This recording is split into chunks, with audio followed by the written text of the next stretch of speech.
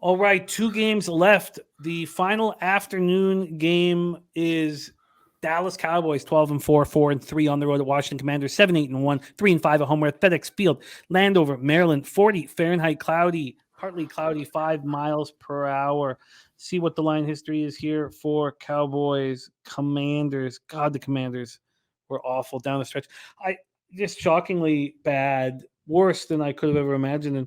And I didn't move on them in the futures market, but I thought they were capable. Now, obviously, after watching them the last couple of weeks, you see the issues at quarterback, whether it's Heineke or Wentz.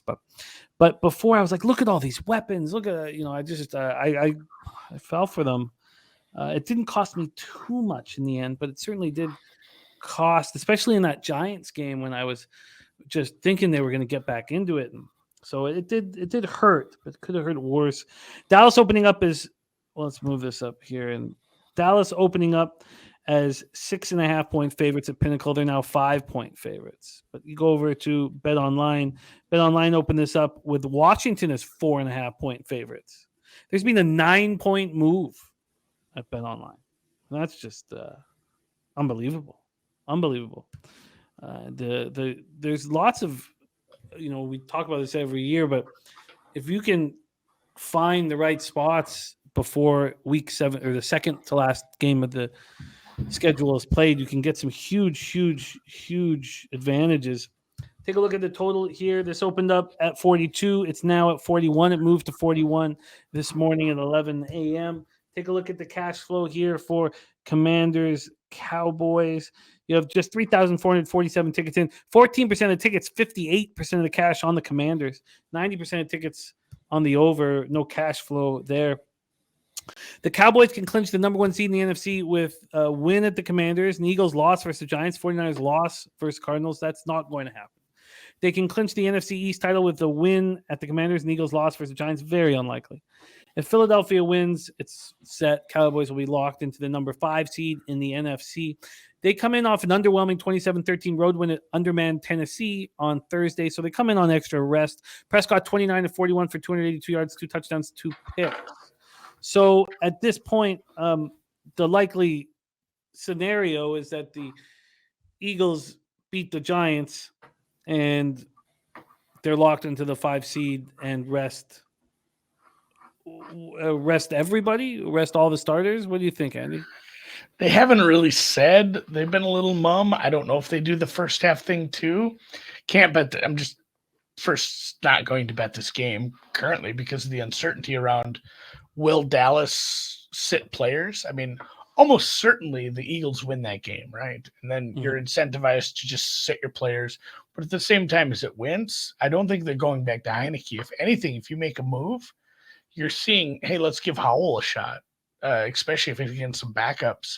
But that said, I haven't been able to really trust Rivera. Like, starting Wentz was a bad idea. Everyone knew that before the game, and then he did it anyway. And I guess we'll just maybe point out that they essentially traded, like they swapped second-round picks and then traded 2 third-round picks for Wentz in a 7th, and then picked up like $20 million in salary. Like, it was a horrible trade before he even stepped in the field. Like, they gave up assets for this guy. Indy had to just be laughing at that point that they picked up the salary as well. So no bet pregame. This is probably see what happens with the Cowboys, see what happens with the quarterback for Washington, but too many moving parts and unknowns to be getting involved in this right off the bat.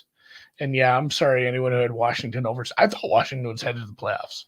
I thought Heineke can absolutely beat a Browns team that's offense hasn't looked good. And obviously this was before they decided on the wins thing. And I said, Eagles probably clinch the 1 seed and the Cowboys don't play anybody in week 18. And Washington waltzes into the playoffs and Heineke gets to play spoiler again. But boy, Christ, they just bottled it up all bad. So I'm kind of mad at them. Yeah, you should be. I was very wrong. I mean, Dreamboat Ron is no one to trust. He's not a man to trust. Prescott has not looked good this year. And I'm very close to wanting to challenge the Cowboys come playoff time, but we'll have time to study that heavily. He's been picked off in 6 straight games for the first time in his career. CeeDee Lamb caught 11 passes for 100 yards, so he's the third Cowboys player in their history with 100 catches in the season. So Michael Irvin 111 and 95, Witten 110 in 2012. Dalton Schultz caught 7 for 56, 2 touchdowns. Malik Davis ran 10 for 39. Zeke ran 19 times for 37 yards, did score a TD. That's 9 straight games with a rushing touchdown for Zeke. 5th player with such a streak since 2000. The defense finished with 2 sacks, 10 quarterback hits on Josh Dobbs, who's making his first start.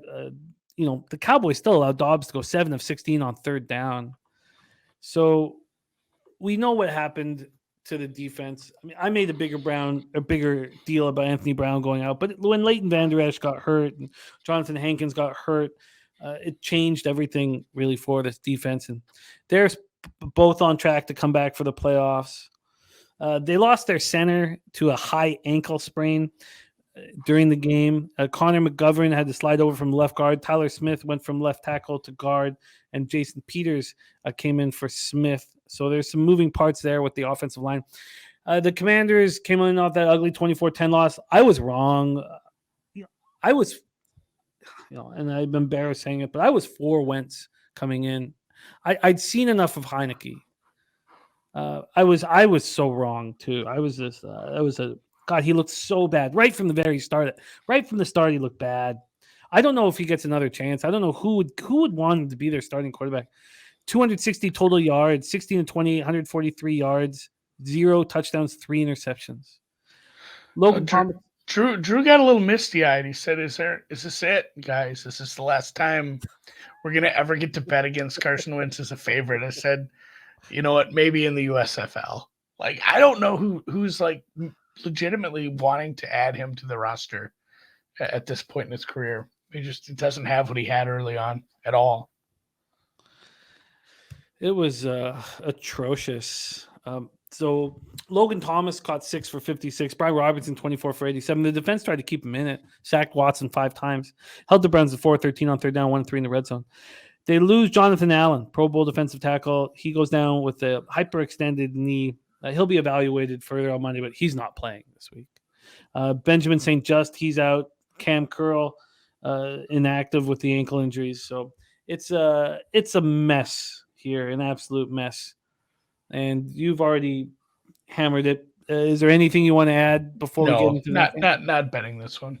Yeah, I mean the last two, you just have to wait. Like, even once we get into this last one, are you gonna make assumptions? Like, if you want to be betting some of these games where something else happens early, you should be looking at some multi-game parlays, because half of your parlay is going to be a better number. Like, if you're getting Seattle losing, you're probably not getting as many points. If you want to take, God, I blanked on who Seattle's even playing, the Rams. If you want to take the Rams, you should take the Rams and parlay it with Detroit, because you're getting a better Detroit number than you will. Money's going to come in Detroit later, and you're going to get the best of the number there. So, I mean, if you really think the Rams win, put it with the Lions too. There's some of these every week 18 where you can bet some kind of correlated parlays where if the first leg comes through, the second leg is automatically more valuable, because the number's going to move based on the result from the first leg. Oh, it's an interesting way of handling it. Absolutely.